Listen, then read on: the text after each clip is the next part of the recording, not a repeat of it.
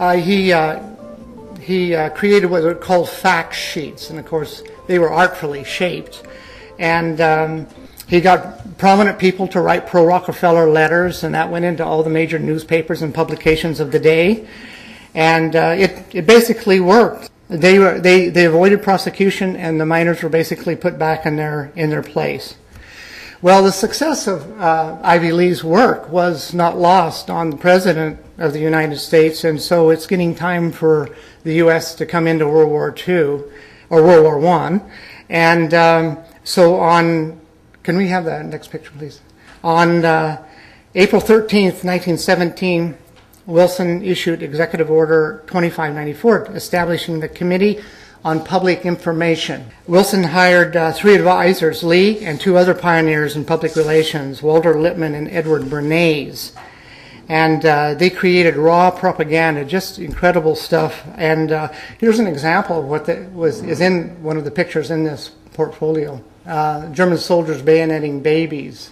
So, you know, we might say here at this point then, if we recall Justice Black's admonition already, I want to reread the last part of it. Here they're doing all this war activity and trying to get people to fight. He says, paramount among the responsibilities of a free press is the duty to prevent any part of the government from deceiving the people and sending them off to distant lands to die for foreign fevers and foreign shot and shell. Okay, next picture, please. This is Marine Corps Major General Smedley Butler. He was the most decorated Marine, and he wrote a small book called War is a Racket. And I'm just going to take a short quote out of this, because he did many things for the U.S. government. He overthrew many little governments. And anyway, he says, in World War I, we used propaganda to make the boys accept conscription. They were made to feel ashamed if they didn't join the army. So vicious was their war propaganda that even God was brought into it. With few exceptions, our clergy joined in the clamor to kill, kill, kill. God is on our side. Next picture, please. Edward Bernays. In 1919, he was one of the ones working on this committee in World War I, and he sets up his public relations office in New York, and he calls himself a counselor. Now, he's a little bit different because he liked to see himself as a psychoanalyst to troubled corporations. Psychoanalyst. Why? His uncle was Sigmund Freud. And so what he did is he combined the theories of his uncle with Gustav Le Bon, that short, brief quote I gave, along with another specialist in crowd psychology named Wilfred Trotter. And he promulgated Trotter's ideas that manipulating the masses was necessary because the crowd was dangerous, driven by a subconscious, irrational herd instinct. So you can kind of see how the miners are kind of seen as kind of a herd, workers that aren't worth much, and this doesn't show that there's a lot of respect for the majority of people either. Okay, next slide, please. Walter Lippmann was the other one that was on the committee, and in 1922, he wrote the first book on public relations entitled Public Opinion, and he argued that manufacture of consent is necessary in our advanced technological world. But then he added, from an aristocratic perspective, that a large part of the crowd is a bewildered herd. Therefore, the opinions require the approval of the nobility. In other words, the public has to live in the margins of political life. Next picture, please. Back to Edward again. Now, in 1923, Bernays writes his first book, Crystallizing Public Opinion. He also teaches the first course at New York University. And because he writes other books, he's very well known, so he gets the title Father of Public Relations. At the same time, in this era, other publicists were getting into the advertising world.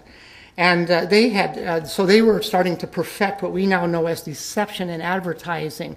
And they had a motto, and this is very short but very effective. Always tell the truth, comma, never tell the whole truth. So, since then, the advertising business has grown to $300 billion a year in the U.S. alone. Next picture, please. Now, in 1928, Bernays, this is his most famous book, most widely quoted, and this is all I could find was the front cover of it. I'm going to quote from page 71. If we understand the mechanism and motives of the group mind, is it not possible to control and regiment the masses according to our will without their knowing about it? The recent practice of propaganda has proved that this is possible. So Bernays then, he goes on to explain how this class-structured society is going to work. So I quote again. The conscious and intelligent manipulation of the organized habits and opinions of the masses is an important element in democratic society. Those who manipulate this unseen mechanism of society constitute an invisible government, which is the true ruling power of our country. We are governed, our minds are molded, our tastes formed, our ideas suggested, largely by men we have never heard of. This is a logical result of the way in which our democratic society is organized. In almost every act of our daily lives, whether in the sphere of politics or business, in our social conduct or our ethical thinking, we are dominated by the relatively small number of persons who understand the mental processes and social patterns of the masses. It is they who pull the wires which control the public mind. Unquote. Next picture. Joseph Goebbels. He's the Hitler's Minister of Propaganda, and he's an avid student of Bernays and also a strong advocate of state elitist control of the masses. Goebbels learned well the power of deception and lying. In fact, Edward Bernays bragged that Goebbels was one of his students. Quoting Goebbels, "If we tell a lie big enough and keep repeating it, people will eventually come to believe it. The lie can be maintained only for such time as the state can shield the people from the political, economic, and or military consequences of the lie.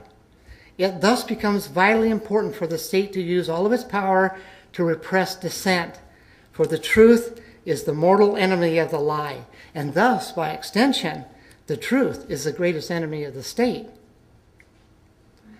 So what we have then, Lippmann's nobility, we've already talked about Lippmann's nobility, Bernays' true ruling power, well, and the German state during was on par with Italy's fascism during World War II. And none of this was lost on the vice president of the time, Henry Wallace. And I'm going to quote you from Henry Wallace from the New York Times, April 9, 1944. He says, "The really dangerous American fascist is the man who wants to do in the United States in an American way what Hitler did in Germany. The American fascist would prefer not to use violence. His method is to poison the channels of public information. With a fascist, the problem is not how best to present the truth to the public, but how best to use the news to deceive the public into giving the fascist and his group more power or money. They claim to be super patriots, but they would destroy every liberty guaranteed by the Constitution. They demand free enterprise, but are the spokesmen for monopoly and vested interests. Their final objective, to which all their deceit is directed, is to capture political power so that, using the power of the state and the power of the market simultaneously, they may keep the common man in eternal subjugation." End of quote. We can compare now what we've seen from the people that I've already quoted. Wallace, like Justice Black, they condemned deceit as undemocratic, while Lee, Lippmann, and Bernays, they're all extolling deceit as an important element in democratic society. Two very polar pictures of what the media should be doing.